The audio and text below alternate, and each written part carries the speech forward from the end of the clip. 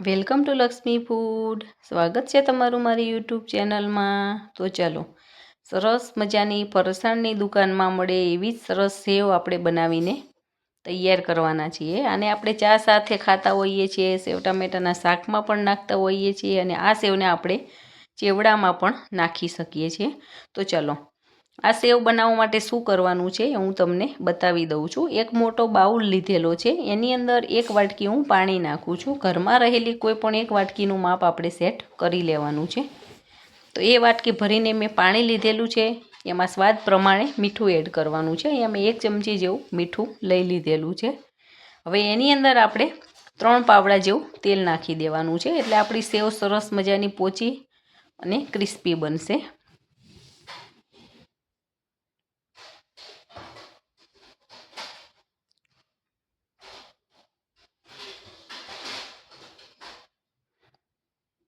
તમે વિડીયોમાં છેક સુધી બન્યા રહેજો, તમને ખ્યાલ આવી જશે કે આપણી આ સેવ કેવી રીતે બને છે અને કેવી રીતે સરસ બને એ દરેક વસ્તુ તમારે ધ્યાનમાં આવી જશે. હવે આપણે અડધી ચમચી જેવો ખાવાનો સોડા એડ કરેલો છે.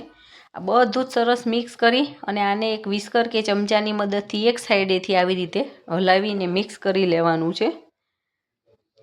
આ પ્રોસેસ કરશો તો તમારી સેવ બહુ જ સરસ બનવાની છે. તમે એકવાર આવી રીતે બનાવીને જોઈ જોજો અને કમેન્ટમાં મને કહેજો કે આવી રીતે બનાવેલી સેવ તમારી કેવી બને છે. હવે મેં અહીંયા 250 ગ્રામ જેવો ચણાનો લોટ લીધેલો છે. આપણે જે ઝીણો લોટ આવે એ જ લઈ લઈએ છીએ. હવે એની અંદર આપણે ચપટી અજમો નાખવાનો છે. અહીંયા મેં અડધી ચમચી જેવો લીધેલો છે, તમને કેવો ફાવે એ પ્રમાણે લેવાનો છે. અને એને હાથથી આવી રીતે સરસ મસળી અને લેવાનો છે, જેથી કરીને સરસ ઝીણો થઈ જાય. હવે આની અંદર આપણે બીજું કંઈ એડ નથી કરવાનું, કેમ કે આપણે જે પાણીનું મિશ્રણ બનાવેલું છે એમાં બધું એડ કરેલું છે, મીઠું ને બધું. પણ કલર આપણો પીળો આવે એના માટે આપણે ચપટી હળદર એડ કરી દઈએ છીએ, જેથી કરીને એનો કલર પીળો લાગશે. અને હળદર ના એડ કરીએ તો પણ ચાલે. હવે કલર સારો લાગે એના માટે આપણે હળદર એડ કરી શકીએ છીએ. હવે આપણે જે આ પાણી તૈયાર કર્યું છે એ થોડુંક થોડુંક નાખતું જવાનું છે અને આપણો સરસ લોટ બાંધતું જવાનું છે. એકી સાથે બધું જ પાણી એડ નથી કરી દેવાનું, થોડું થોડું આવી રીતે મિક્સ કરતું જવાનું છે અને લોટને સરસ આવી રીતે કેળવતું જવાનું છે.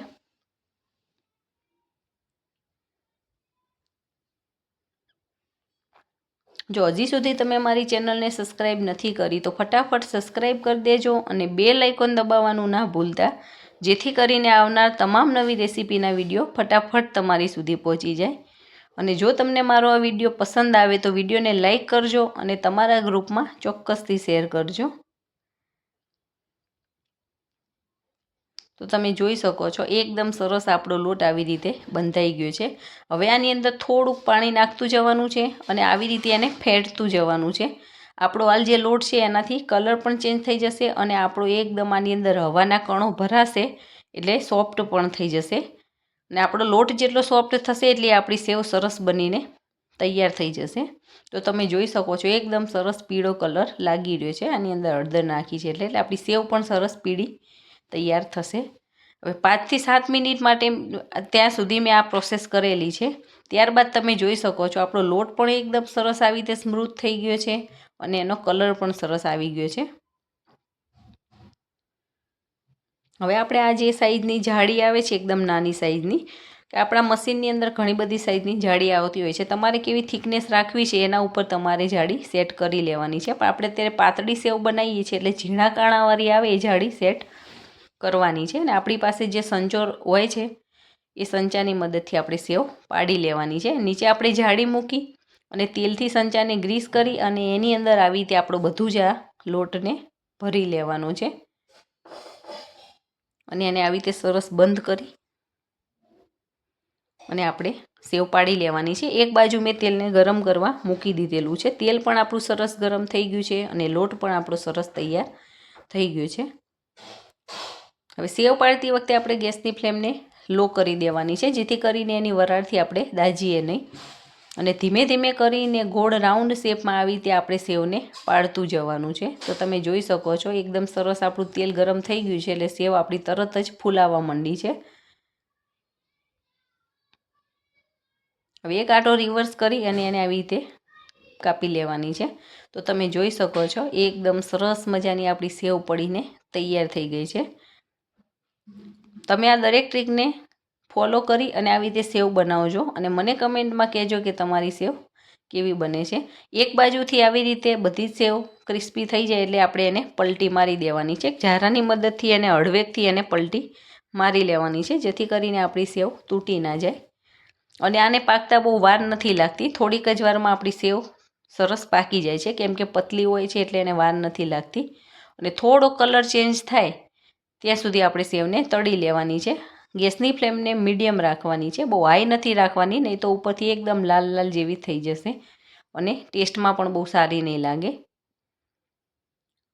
એક બે વખત આવી રીતે આપણે પલટાવતા જઈ અને આપણી સેવને તળી લેવાની છે. તો તમે જોઈ શકો છો એકદમ સરસ ફરસાણની દુકાન જેવી સેવ બનીને આપણી તૈયાર થઈ ગઈ છે.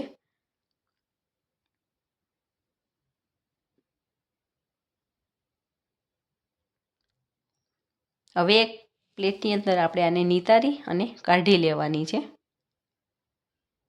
અને એક સર્વિંગ પ્લેટની અંદર લઈ અને આપણે સેવને સર્વ કરી લેવાની છે. તો તમે જોઈ શકો છો એકદમ સરસ સેવ આપણી બનીને તૈયાર થઈ ગઈ છે. તમે પણ બનાવો અને એન્જોય કરો.